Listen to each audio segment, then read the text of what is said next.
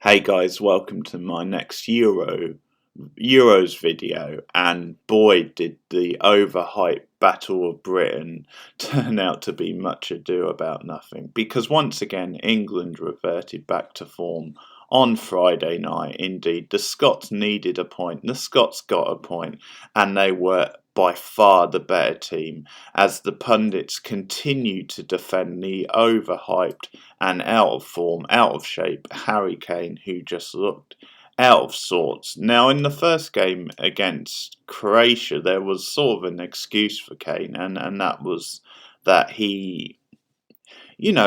they weren't playing to his style. But in this game, it was just, you didn't really have that excuse. It was a different sort of way of playing for England. It was a different kind of game, and Kane just looked totally out of it. One moment I had to laugh was when he did that pathetic last ditch header attempt when it was a decent enough ball and he just made nothing out of it, and it was like he was diving off a diving board in the Olympics, which is fitting because it was pissing it down with rain. But I tell you what, they even tried to cover for him for that, making some sort of an excuse. Oh, he couldn't quite reach it. It's like, whatever. There was nothing wrong with the cross. It just looked so desperate. But it was a pretty piss poor game, unless you were the Scots, and the Scots fans made a great deal of noise inside Wembley. And credit to them, they deserved the point. They almost got more at one stage, a couple of good chances, a really good Jordan Pickford save. But yeah, England just reverted back to type, and it feels good. It feels like a weight has been lifted off her shoulder. But again, it's come here, come here. It's good to have things in perspective, because really the media went overboard when we had one good result and one good performance against Croatia, and then they hyped everything up onto this great big battle of Britain, and realistically, no one really cares about this derby. It's only people holding on to old rivalries and traditions that really care. But at the end of the day, it's a group game. It's a group game which England didn't really need to win. It was always going to be a bigger game for the Scots. And if this was in the knockout rounds, then fair enough. I think some of the hype would have been justified for it. But it just seemed like it was hype for the sake of it, to fill newspaper columns, to fill airtime on media. And it ended up being a bit of a dull 0-0 with some interesting sparky moments, and the Scots were by far the better team, so hats off to the Scots. They got the point they wanted, or at least they needed a point to give themselves a chance going into today's final game against Croatia, which will be a very interesting game because Croatia do seem like a shadow of the former self. So the Scots will think, if they can come here, stop it. The Scots will think if they can recreate their performance from Wembley, that then they can do something. But onwards and upwards. And speaking of the home nations, the Welsh have really done themselves proud, getting out of the group. They had a narrow defeat to Italy, where Italy were by far the better team. Italy, even with the changes, looked like a great team and looked like they could have got more than just the one goal against Wales in the final group game. But Wales did themselves proud to just hold it to the odd goal.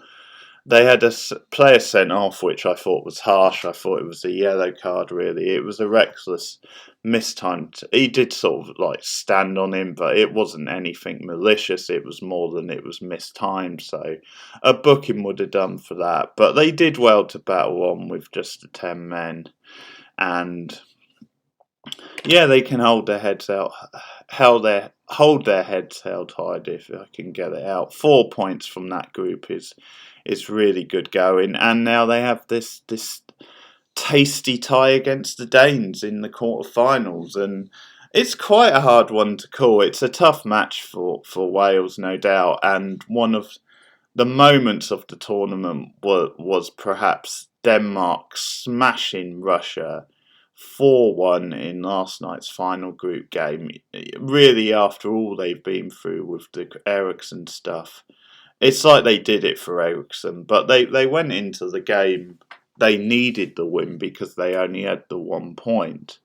So qualification was looking very shaky, and things were going back and forth throughout the night because for a long time Finland held Belgium to 0-0, which would have suited the Finns down to the ground. Obviously, they've put in a good showing in their first European Championships, including the opening match win against Denmark. And the drama of it, because the game with Belgium and Finland wasn't the best, but I just love the drama of Lukaku having that goal chalked off for offside after the VAR check. I mean, that was on like the 71st minute, and that made things very, very tense. But just the drama of it, and sort of how 1 minute Finland thought they were going out, and then the next they're going through, and then obviously eventually when Belgium did get the 2 goals to win 2-0, obviously they're going out again. But Finland can sort of hold their heads high.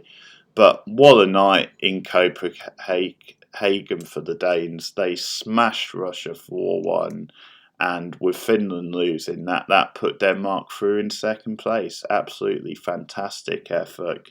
Because really going into the game, it looked like at the most they could finish third, and then they're hoping that they might be one of the best place third place teams.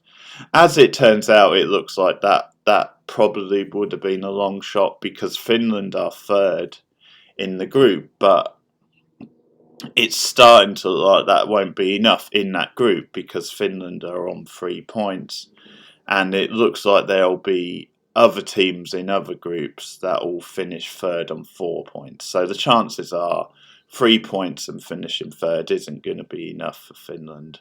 As I said, good effort for them, but I am happy for Denmark.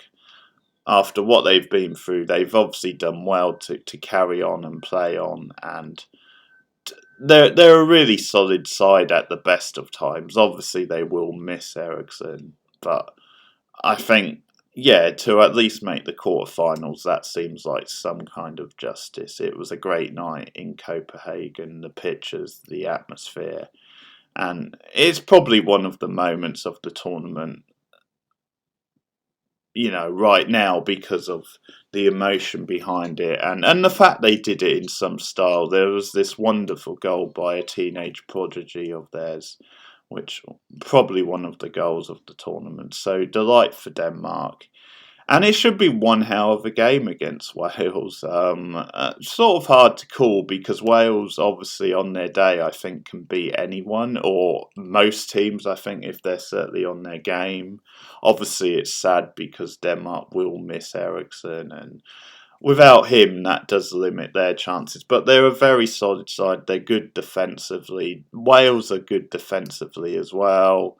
I think maybe obviously, I think Denmark maybe throughout the team have a little bit more than Wales, but it's pretty even. I mean, obviously, they all have a strategy to try and keep Ramsey and particularly Bale out of the game. And so I think it does come down to tactics because in the first game against Switzerland, Wales struggled to get Bale into the game at all. So they'll have to work a strategy to get on the front foot and give him as much of the ball as they can. It's a tough one to call that, but it should be a really good quarter final. Denmark against Wales, and then obviously tonight England going through is a formality pretty much. 4 points is enough to see them through, and let's face it, England fans, it's a tough game whoever you face because the options seem to be Portugal, Germany or France. So, fair to say we'll go in as the underdogs no matter who we face. So all eyes in many ways is on Scotland and their game against Croatia. Croatia are really struggling to sort of edge through. They've only got a point, but obviously a win for them gives them revived hope. So it's a must win for both teams.